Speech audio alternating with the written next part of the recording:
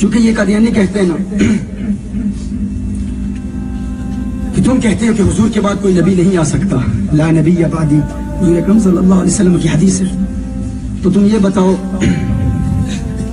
کہ عیسیٰ علیہ السلام تو آئیں گے نا؟ تم مانتے ہو عیسیٰ علیہ السلام آئیں گے؟ ہاں، تو عیسیٰ علیہ السلام آئیں گے، کیا یہ تمہارے عقیدے کے خلاف نہیں؟ حضور کے بعد آئیں گے نا؟ عیسیٰ علیہ السلام حضور کے بعد ہی آئیں گے، ہاں آئیں گے نا؟ تو حدیث کیا ہے؟ لا نبی بعدی، لا نبی بعدی۔ اب اس کا جواب کیا ہے؟ ایک جواب تو پہلے سن لیں۔ ایک تو یہ ہے کہ شب معراج میرے آقا صلی اللہ علیہ وسلم کی اقتداء میں کم و بیش 1,24,000 انبیاء اپنی قبروں سے نکل کر میرے آقا کی اقتداء میں نماز ادا کرتے ہیں۔ ہاں؟ جب 1,24,000 انبیاء آ سکتے ہیں اور ان کے آنے کے باوجود آقا کی ختم نبوت پر کوئی اثر نہیں پڑتا، تو ایک عیسیٰ آ جائے تو کیا فرق پڑے گا؟ سبحان اللہ، سبحان اللہ۔ ایک عیسیٰ علیہ السلام آ جائیں اور لا نبی آبادی، لا نبی آبادی کیا ہے؟ یہ لا کون سا ہے؟ نبی جنس کا ہے نا؟ نبی اس کا اسم ہے۔ اچھا یہ بادی کا متعلق کیا نکلے گا؟ حضرت عبدالطیب پر صدیق سیغے بھی ان سے پوچھ لیتے ہیں جنہیں بنیادی طور پر پتہ نہیں ہے، بنیاد بھی نہیں جو جانتے۔ میں حیران، اچھا لوگ ہمارے بڑے انفیریورٹی کمپلیکس کا شکار ہو جاتے ہیں، احساس کمتری کا شکار ہو جاتے ہیں۔ کبھی کبھی کوئی انگریزی جملے استعمال کرے نا، گفتگو میں انگلش کے جملے استعمال کرے تو لوگ مروب ہو جاتے ہیں، تو ہمیں بھی، ہمارا بھی سر فخر سے بلند ہو جاتا ہے نا۔ ہمارا بھی کوئی ہے جو انگریزی کی وجہ سے مرعوب نہیں ہوتا، ہاں ہمارا بھی وہ کوئی ہے جس کے نوکر بیٹھے ہوئے ہیں، بڑے بڑے لوگوں کے نوکر ہوتے ہیں نا، ترجمے کرتے ہیں، ترجمہ ٹرانسلیشن کرتے ہیں، تو الحمدللہ اپنے عقائد اور نظریات پر پابند ہیں اور ابھی بھی ڈٹے ہوئے ہیں اور انشاءاللہ ڈٹے رہیں گے، اس حد تک کہ اب انگریز بھی ترجمے کر رہے ہیں، کہہ رہے ہیں یہ پنجابی میں فلاں جملے کا مطلب کیا ہے۔ ہاں وہ اس لیے کہ بڑے وثوق اور یقین کے ساتھ یہ عربی زبان میں بھی اس قدر مہارت رکھتے ہیں اور یقین رکھتے ہیں اور فخر کرتے ہیں، ناز کرتے ہیں، یہاں تک کہ ٹی وی پر جا کے انہیں کہتے ہیں صدیق سیوا کیا ہے بتاؤ مجھے۔ وہ بھی پریشان ہے یہ کون سی بولی بول رہے ہیں، یہ کون سی بولی بول رہے ہیں۔ تو اب ان میں بھی یہ اشتیاق، یہ ذوق، یہ شوق پیدا ہو گیا ہے، یہ صرف کس بلا کا نام ہے، یہ نام کس بلا کا نام ہے۔ بھائی اتنے بہترین صاحب گفتگو، ماہر فن خطابت، ہمارے ہاں تو خطابت کی وجہ سے لوگوں کو عظمت کی نگاہ سے دیکھا جاتا ہے۔ ابھی ایک صغیر صاحب بڑا بہترین کلام کر رہے تھے، لیکن ہمارا سینہ فخر سے بلند ہو چورا ہو جاتا ہے جب وہ کہتے ہیں کہ صرف ہم نے اسی بابے سے پڑھی ہے۔ یہ ہے علم کا معیار، یہ ہے علم کا معیار۔ تو لا نبی آبادی پیچھے لوگ کھڑے ہیں، کیا متعلق کیا نکالیں گے؟ ثابت ہوگا، کیا ہوگا؟ نازل ہوگا۔ بھائی ثابت ہوا اگر یا موجود ہوا تو وہ تو کہیں گے نا عیسیٰ علیہ السلام کے بعد کوئی نبی موجود ہو سکتا ہے، ہاں؟ یا کوئی نازل کہا تو عیسیٰ علیہ السلام کی لا نبی یا بادی، لا نبی یا نازل بادی، یہ ممکن ہے؟ نہیں۔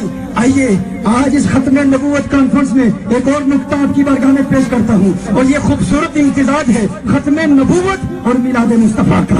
لا نبی یا مولود البادی، کیا خیال ہے؟ کیا آپ قبول تائید کرتے ہیں؟ آپ تائید کرتے ہیں اس نقطے کی؟ نہیں ابھی شور نہیں ہے، تائید کرتے ہیں؟ جزاک اللہ خیرہ۔ بابا جی نے مہر تصدیق ثبت کر دی ہے، لا نبی مولود البادی، یعنی حضور ارشاد فرما رہے ہیں میرے بعد کسی نبی کا میلاد نہیں ہوگا، میرے بعد کسی نبی کا میلاد نہیں ہوگا۔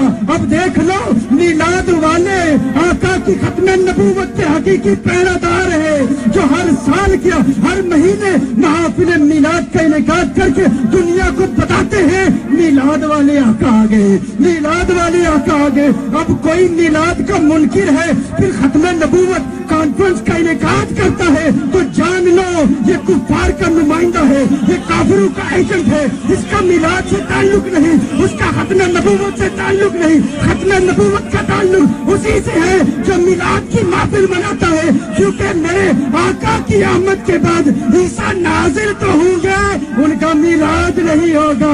اسی لیے بریلی کے مجاہد نے اسی وقت کہہ دیا تھا لولا کا لما خلقت الدنیا کے تحت کہ محبوب آپ کے لیے میں نے یہ ساری کائنات بنائی ہے، جب آپ آ گئے تو آپ کے بعد کسی نبی کا میلاد نہیں ہوگا۔ اسی لیے تو کہا یہ سبا سنک وہ کلی چٹک، یہ زباں چہک لب شو جھلک، یہ مہک جھلک، یہ چمک دھمک، سب اسی کے دم کی بہار ہے۔ یہ سمن یہ سو سم یا سمن، یہ بنفش سنبل نستر، گل سر میں لالا بھرا چمن، وہی ایک جلوہ ہزار ہے۔ وہ نہ تھا تو باغ میں کچھ نہ تھا، وہ نہ ہو تو باغ ہو سب فنا، بعدب چکا لو سرے بھی نہ کہ میں نام لوں گل باغ کا، گل تر محمد مصطفیٰ، چمن ان کا پاک دیار ہے، چمن ان کا پاک دیار ہے۔ یہ میلاد والے آقا کی محفل میلاد بھی ہم منا رہے ہیں تاکہ وہ جنہوں نے تحفظ ختم نبوت کا لبادہ اوڑھ رکھا ہے، وہ جھوٹے، وہ مکار، وہ فریبی،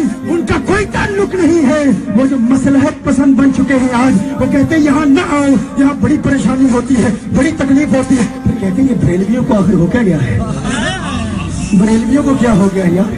تو یہ تو امن پسند ہے، یہ تو کبھی کسی پر تنقید نہیں کرتے، کبھی احتجاج نہیں کرتے، بڑی بڑی مشکلات آتی ہیں، بڑی بڑی تکلیفیں آتی ہیں، یہ برداشت کرتے ہیں، یہ تحمل کرتے ہیں۔ ارے جہاں پر اس معاشرے میں کس قدر ظلم ہوتا ہے، یہ تو میلادی ہیں، یہ تو فسادی نہیں ہے، یہ تو بارود والے نہیں، یہ تو درود والے ہیں۔ ہمارے بھی لوگ ماضی میں یوں ہی کہتے رہے ہم بارود والے نہیں، ہم درود والے ہیں، لیکن اب پتا چلے گا کہ کون حقیقی درودی ہے، کیونکہ یہ درود کا تقاضا ہے ناموس مصطفیٰ کے لیے، کٹ مرنے کے لیے جو تیار نہیں اس کا درود سے بھی کوئی تعلق نہیں، اس کا درود سے بھی کوئی تعلق نہیں۔ اور جس کا حضور کے درود کے ساتھ تعلق ہے وہ یہ جانتا ہے کہ یہ وہ قوم ہے جو کبھی کسی سے جھگڑا نہیں کرتی، کبھی کسی سے اختلاف نہیں کرتی، کبھی کسی سے جھگڑے نہیں کرتی۔ بدامنی ہو جائے، پریشانی ہو جائے، یہاں بے شمار پریشانیاں ہوتی ہوں گی، یہاں پر لوڈ شیڈنگ کی پریشانی ہوتی ہوگی، یہاں مہنگائی کی پریشانی ہوتی ہوگی، یہاں پر کرپشن کی پریشانی ہوتی ہے، لیکن کیا وجہ ہے؟